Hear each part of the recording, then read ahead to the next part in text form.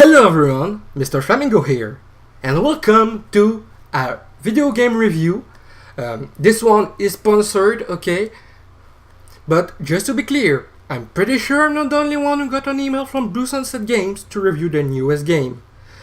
But hey, I got the game for free to do a review, so let's go! The game tells the story of Bordy, a T-Rex who wants bigger hands for when he is the goaler at soccer. So he got to meet some fairy that will give him what he wants, but only if he finish some stuff for her first. What Bordy needs to do is to defeat some people called the Guardians. First, before fighting each Guardian, which I'm gonna simply call boss, you will need to complete 4 levels.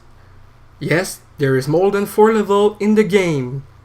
Just then you need to do 4 levels, then a boss, next area, 4 levels, and then a boss, and repeat. After each boss is defeated, the fairy will give you an item to help you in your quest. That's pretty much it for the story. This game is trying to do different things. Does it succeed?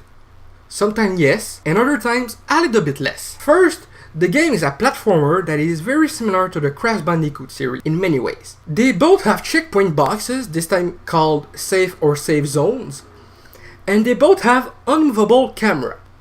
But what makes this game really unique is that it's not only sometimes really similar gameplay, but it also changes in style of camera. For a level, it would be an overhead view.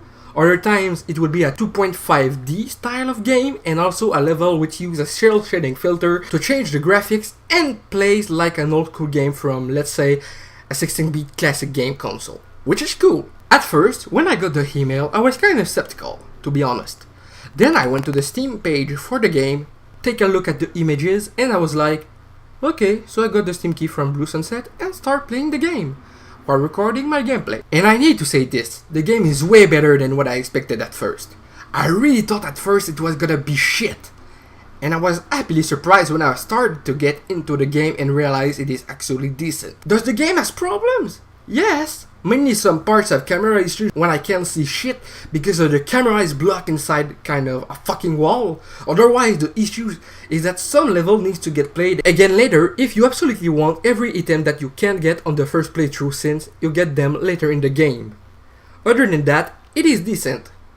Okay, there is a part that made me swear a lot because it was kind of hard or slippery on my controller, whatever. To finish this review, let's talk about the boss fights, and then I'll give you my final verdict. Each bosses need to be hit 3 times in order to be defeated, and they all need to be beaten in a different way each. Now let's give that game a score. I wanted to give this game a 7 out of 10, but since it had few flaws and sometimes a part that is way too similar to other platformer, I'll give this one a 6 out of 10. Don't take it bad, Blue Sunset Games. The game is good, but it's trying too much to be something else than what it should have been. But I still got fun playing it in order to do this review, and I think that if you love family-friendly games, or even if you have kids, they might really like it. I'm 20 years old, and I got myself plenty of great times on that journey. Anyway, thanks for watching, and I'll see you guys in the next video, in French or in English. See you later.